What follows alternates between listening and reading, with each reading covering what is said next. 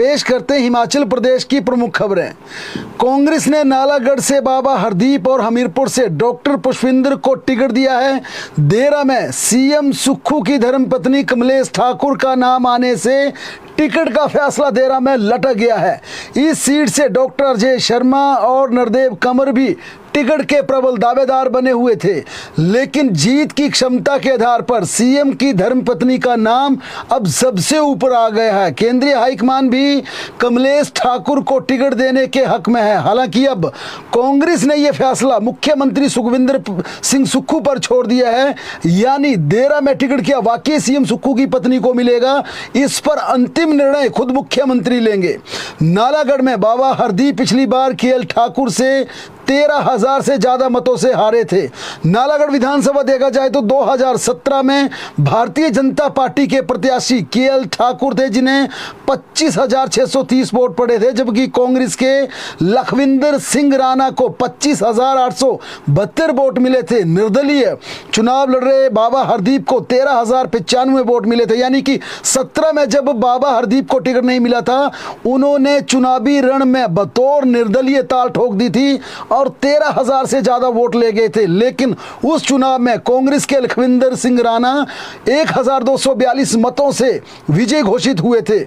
और 2022 देखिए, यानी 5 साल के बाद जब नालागढ़ में चुनाव होता है, पिछले विधानसभा के आम चुनावों की बात कर रहे हैं, तो भारतीय जनता पार्टी कांग्रेस के विधायक लखविंदर सिंह राणा को टिकट देती है और लखविंदर सिंह राणा भाजपा से चुनाव लड़ते हुए 17,273 वोट हासिल करते हैं, जबकि कांग्रेस ने हरदीप बाबा को टिकट दिया और वह पहले निर्दलीय 13,000 लेते हैं और 2022 के चुनावों में 20,163 वोट हासिल कर लेते हैं। लेकिन निर्दलीय चुनाव लड़ रहे केएल ठाकुर 33,427 वोट लेकर नया कीर्तिमान स्थापित करते हैं और वह पिछले चुनाव में 13,264 मतों से विजयी घोषित होते हैं। एक बड़ा अंतर था, लेकिन उन्होंने अपने निकटतम प्रतिद्वंदी यहां पर कांग्रेस के बाबा हरदीप को 13,264 मतों से हराया। यही वजह कि कांग्रेस ने 1.5 साल बाद फिर बाबा हरदीप पर दांव खेला है। हमीरपुर सदर सीट पर भी डॉक्टर पुष्पिंदर वर्मा पर कांग्रेस ने भरोसा जताते हुए उन्हें टिकट दी है। पिछली बार डॉक्टर पुष्पिंदर 12,000 से ज्यादा मतों से हालांकि चुनाव हार गए थे, क्योंकि 2022 का परिदृश्य देखें तो पेशे से डॉक्टर पुष्पिंदर हमेशा लोगों की सेवा करते थे, लोगों के पब्लिक इश्यूज को हमेशा उजागर करते रहते थे। मेडिकल लाइन में भी उन्होंने काफी लोगों की सेवाएं की। इसी की बदौलत उन्हें 2022 में कांग्रेस का टिकट दिया गया और यहां से भारतीय जनता पार्टी के 2022 में नरेंद्र ठाकुर थे, जिन्हें 12,794 वोट मिले, जबकि कांग्रेस के पुष्पिंदर वर्मा जो कि डॉक्टर थे, एमबीबीएस थे, मेडिकल ऑफिसर्स थे, रिजाइन देकर चुनाव लड़ रहे थे, 13,017 वोट हासिल किए, यानी कि कांग्रेस को यहां पर भारतीय जनता पार्टी से ज्यादा वोट हासिल हुए। लेकिन निर्दलीय चुनाव लड़ रहे आशीष शर्मा को 25,916 मत हासिल हुए और आशीष शर्मा ने इस चुनाव में, पिछले चुनाव में जो 1.5 साल पहले चुनाव हुआ था, वहां पर कांग्रेस के पुष्पिंदर वर्मा को 12,899 मतों से हराया। यानी ये निकटम प्रतिद्वंदी और खास सबसे बड़ी बात है कि दोनों ही सीटों पर, चाहे नालागढ़ हो या फिर हमीरपुर सदर की सीट हो, दोनों ही सीटों पर निर्दलीयों से यहां पर कांग्रेस चुनाव हारी है और भारतीय जनता पार्टी के प्रत्याशी तीसरे नंबर पर रहे हैं। इसलिए इन दोनों सीटों पर कुछ नहीं सोचा, कांग्रेस ने सीधा पुष्पिंदर वर्मा को टिकट दे दिया। हालांकि मुख्यमंत्री के बेहद करीबी खासम खास सुनील बिट्टू यहां से टिकट के प्रबल दावेदार थे, लेकिन यहां पर टिकट दिया गया पुष्पिंदर वर्मा को। देहरा की बात की जाए तो यहां पर मुख्यमंत्री की धर्मपत्नी कमलेश ठाकुर अगर चुनावी रण में उतरती है, उन्हें टिकट मिलती है, तो ये जंग काफी रोचक हो जाएगी, क्योंकि कमलेश ठाकुर मृदुभाषी हैं, मिलनसार हैं, व्यवहारिक कुशल हैं, शालीन हैं और आम जनता से घुल मिल जाने वाली जो अनूठी कला उनके बीच है, वह हमेशा उन्हें एक मास लीडर के तौर पर पेश करती है। अगर मुख्यमंत्री सुखविंदर सिंह सुक्खू की नादौन से जीत भी देखी जाए, उसकी जीत में काफी अहम भूमिका हर बार कमलेश ठाकुर की रहती है। और यहाँ पर देर से मुख्यमंत्री की धर्मपत्नी का नाम इसलिए आ रहा है क्योंकि उनका मायका देरा विधानसभा क्षेत्र में आता है। और देरा विधानसभा क्षेत्र 2017 की तस्वीर देखिए, भारतीय जनता पार्टी के रविंद्र अभी 20,292 मत हासिल करते हैं, कांग्रेस की विप्लव ठाकुर महज 8,289 वोट मिलते हैं, निर्दलीय होशियार सिंह को 24,206 वोट मिलते हैं और होशियार सिंह यहाँ 3,914 वोटों से भाजपा से जीत हासिल करते हैं। 2022 का जब चुनाव आता है 5 साल बाद, तो भाजपा धवाला को टिकट देती है, अरविंद रवि को ज्वालामुखी शिफ्ट करती है और धवाला यहां से 16,730 वोट हासिल करते हैं, जबकि कांग्रेस के डॉक्टर अजय शर्मा 19,120 वोट लेते हैं और निर्दलीय होशियार सिंह एक बार फिर 22,997 मत हासिल करके 3,877 वोटों से जीत जाते हैं। इसलिए अब देरा की ये जो रोचक जंग हो गई है कि वहां से लगातार 2 बार होशियार सिंह जीत कर आ रहे हैं, उससे पहले वहां से रविंद्र अभी चुनाव जीते। अब ये कांग्रेस के लिए काफी जटिल हो गया। हालांकि डॉक्टर राजेश वहां लंबे समय से 1 दशक से जनता के बीच है, जनता का काम कर रहे हैं। नरदेव कमर को भी मुख्यमंत्री सुखविंदर सिंह सुक्खू ने सत्ता संभालने के बाद उन्हें देरा के काम पर लगाया गया। देरा में लगातार पिछले 15 महीनों से नरदेव कमर जनता के बीच हैं, कई कार्यक्रम कर रहे हैं, मासिस से जुड़े हैं, लोगों के इश्यूज को सरकार तक ला रहे हैं, उनका समाधान कर रहे हैं। और ये सरकार पहले तय कर चुकी थी कि नरदेव कमर को टिकट देना, इसलिए उन्हें चेयरमैन भी बनाया गया। लेकिन डॉक्टर राजेश को कैसे इग्नोर किया जाए, जो 1 दशक से 10 साल से जनता के बीच है। अब डॉक्टर राजेश और नरदेव कमर की आपसी खींचतान या कहीं विभाजित ना हो जाए वोट, इसको सेटल कैसे किया जाए। हाईकमान और प्रदेश के तमाम दूसरे नेताओं के दिमाग में नाम आया मुख्यमंत्री की धर्मपत्नी कमलेश ठाकुर का, जो कि देरा से ताल्लुक रखती हैं, जिनका मायका देरा में है और नदौन से सटा ये बिल्कुल इलाका, क्योंकि ज्वालामुखी के बाद नदौन विधानसभा सीट शुरू हो जाती है। ऐसे में कांग्रेस का यह मानना है कि मुख्यमंत्री सुखविंदर सिंह सुक्खू की धर्मपत्नी को अगर देरा से चुनाव लड़ाया जाता है तो कांग्रेस की यह सीट सेफ हो जाएगी। हालांकि क्या वाकई उन्हें टिकट मिल पाएगी या टिकट मिलने के बाद क्या परिणाम होंगे ये जनता तय करेगी। लेकिन इतना जरूर है कि मुख्यमंत्री की धर्मपत्नी का नाम वहां आया है, इसलिए टिकट का फैसला देरा का फिलहाल लटक गया है। कल हिमाचल प्रदेश मंत्रिमंडल की बैठक होगी, इसमें महत्वपूर्ण एजेंडा कल आने वाले हैं, क्योंकि हिमाचल प्रदेश में विधानसभा का उपचुनाव भी होने वाला है। इसलिए कल की कैबिनेट में कई बड़े पिटारे जनता के लिए खुलेंगे। लेकिन एक जो सबसे बड़ा फैसला उसमें होगा हिमाचल प्रदेश के स्कूलों की छुट्टियों के शेड्यूल के बदलाव को लेकर, क्योंकि ये कसरत लंबे समय से चली है। एजुकेशन डिपार्टमेंट से प्रपोजल को मिनिस्टर से अप्रूवल मिल गई, लेकिन मुख्यमंत्री ने कहा कि एक बार फाइल मेरे पास लाइए। अब तय हुआ कि कल कैबिनेट को अप्राइज करवाया जाएगा, क्योंकि मसला हिमाचल प्रदेश के तमाम सरकारी स्कूलों का है। क्योंकि जो प्रपोजल भेजा गया एजुकेशन डिपार्टमेंट की तरफ से, जिसे मिनिस्ट्री लेवल पर अप्रूव कर दिया गया, उसके अनुसार हिमाचल प्रदेश के ग्रीष्मकालीन स्कूलों में मानसून ब्रेक का समय 22 जून की बजाय 15 जुलाई से 21 अगस्त तक होगा। इसी तरह कुल्लू जिला में मानसून ब्रेक 22 जुलाई से 13 अगस्त तक होगी और शीतकालीन स्कूलों में मानसून ब्रेक 22 जुलाई से 27 जुलाई तक होगी। ये बदलाव पिछले साल के अनुभवों के आधार पर किया जा रहा है। पिछले साल जुलाई और अगस्त में हिमाचल प्रदेश में भारी बारिश के चलते प्रदेश के कई हिस्सों के स्कूलों को लंबे समय तक बंद रखना पड़ा था, खासकर चंबा, सिरमौर, शिमला, मंडी, कुल्लू, इन तमाम स्कूलों को लंबे समय तक बंद रखना पड़ा था। इस कारण राज्य सरकार ने यह तय किया कि पुरानी व्यवस्था को एक बार फिर हिमाचल प्रदेश में लागू किया जाएगा, क्योंकि हिमाचल में पहले भी 15 जुलाई से ये छुट्टियां होती थी, 38 दिन की छुट्टियां होती थी। इसलिए यह तय किया गया कि एक बार फिर इस व्यवस्था को लागू किया जाएगा। और कल कैबिनेट की बैठक में अगर इस पर ठप्पा लगता है तो कल शाम या परसों तक इसकी नोटिफिकेशन जारी हो सकती है। नंबर 2, कैबिनेट में पटवारी कानूनगों को स्टेट कार्डर का बनाए जाने का प्रस्ताव आ सकता है, क्योंकि ये फाइनेंस को भेजा गया है। फाइनेंस से अगर ये कल सुबह तुरंत अप्रूवल इसे दे दी जाती है, फिर इसे रेवेन्यू डिपार्टमेंट सरकार के ध्यान लाएगा। सरकार जिस प्रकार से ये तय कर चुकी है कि हिमाचल प्रदेश के पटवारियों का स्टेट कार्डर बनाया जाएगा, अभी तक ये जिला कार्डर है। हालांकि चुनावी बेला है, अब देखना ये कि कल कैबिनेट इस पर सहमत होती है नहीं होती है, क्योंकि सरकार कल जो कैबिनेट के डिसीजन लेगी उस पर फूंक फूंक कर कदम रखेगी।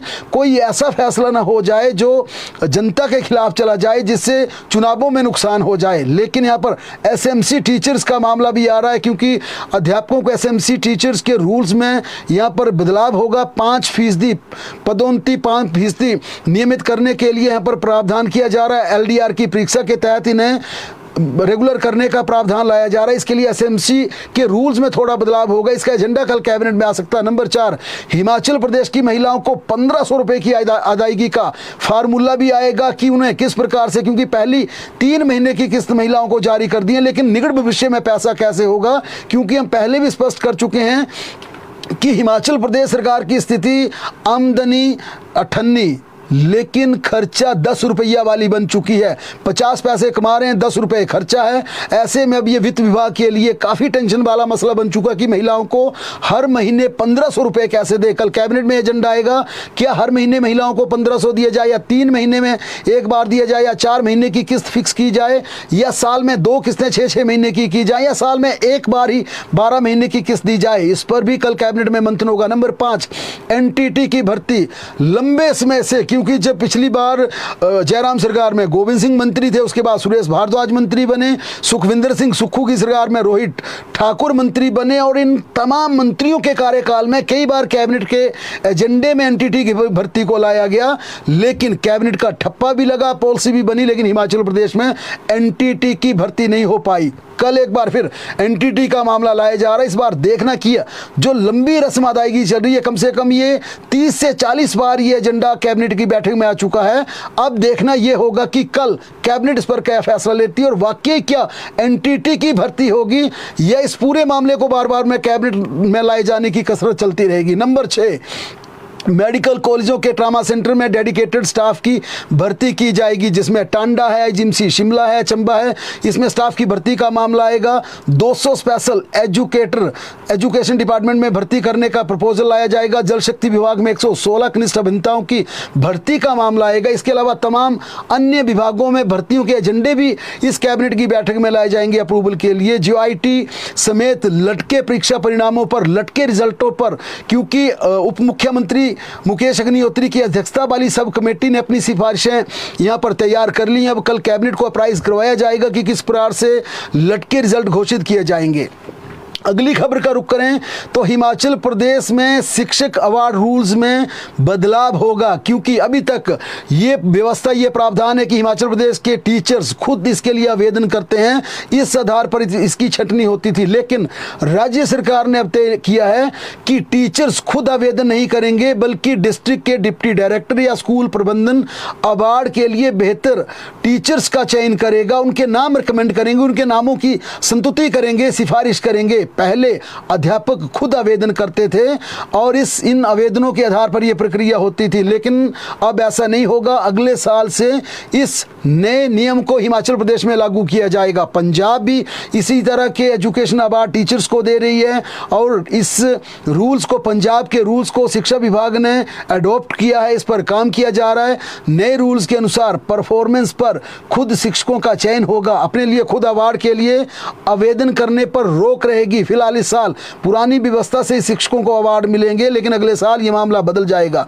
लेकिन इस साल संबंधित शिक्षक 10 जुलाई तक प्रेरणा पोर्टल पर आवेदन कर सकते हैं। शिक्षकों की क्लास में उपस्थित छात्रों की संख्या सहित अन्य निर्धारित मानकों के आधार पर उन्हें जिला व राज्य चयन समिति की ओर से अंक दिए जाएंगे। बेहतर अंक मिलने वाले शिक्षकों को अवार्ड से सम्मानित किया जाएगा, लेकिन अगले साल ये व्यवस्था पूरी तरह से बदल जाएगी और आवेदन की प्रक्रिया पर रोक लग जाएगी।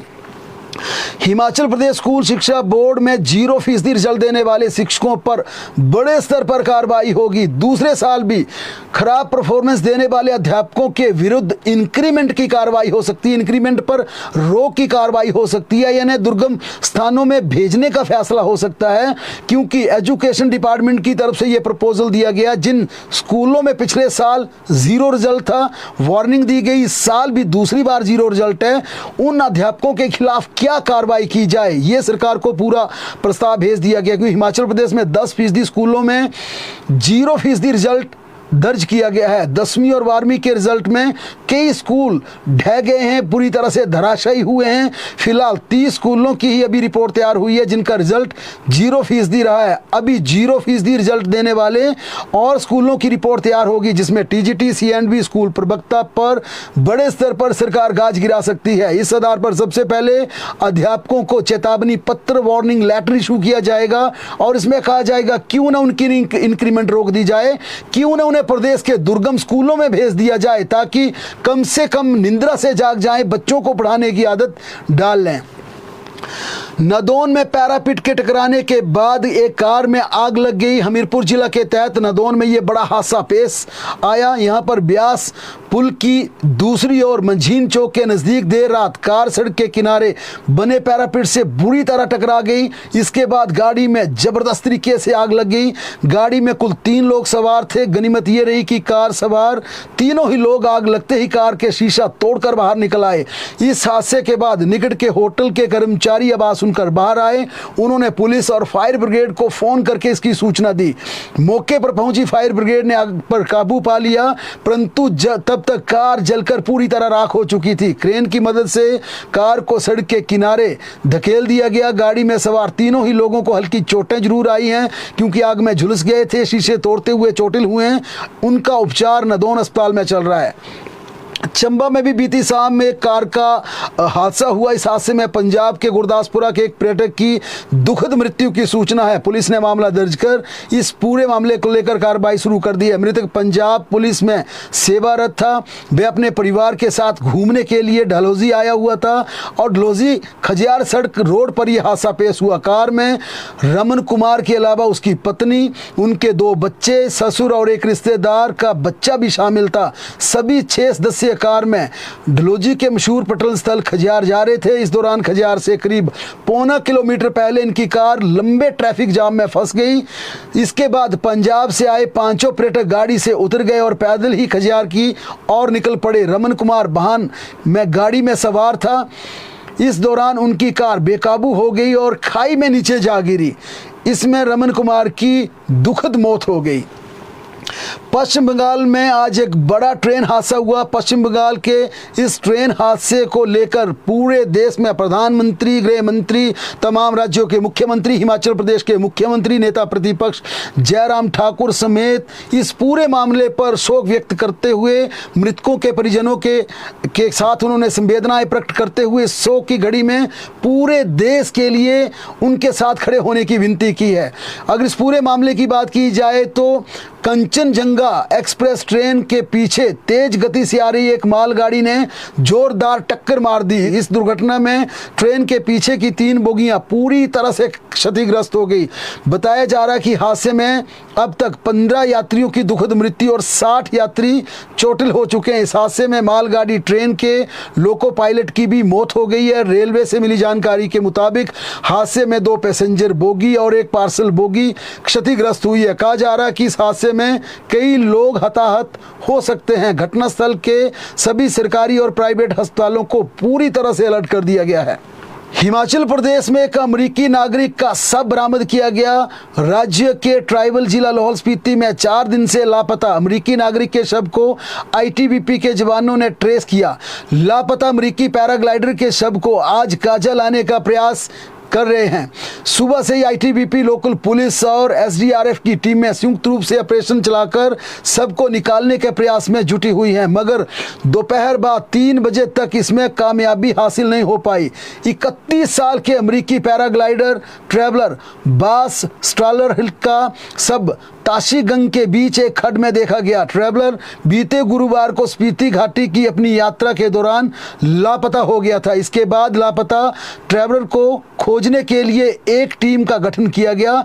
इस टीम ने काजा के अलग अलग इलाकों में सर्च ऑपरेशन चलाया, मगर शनिवार तक उसका कोई सुराग नहीं लग पाया। हालांकि ताशीगंग के पास एक सुनसान इलाके में ट्रैवलर द्वारा किराए पर ली गई मोटरसाइकिल जरूर मिली, लेकिन ट्रैवलर की कोई जानकारी नहीं मिल पाई। इसके बाद सेना की डोगरा रेजिमेंट की सहायता से एक ड्रोन से खोजने का प्रयास किया गया। इस दौरान ताशीजंग के बीच एक गहरी खाई में फंसे एक पैराशूट की पहचान की गई। शव को निकालने के बाद उसका पोस्टमार्टम करवा दिया गया है। इसके बाद विदेशी मूल पैराग्लाइडर का शव अमेरिकी एम्बेसी को सौंप दिया जाएगा।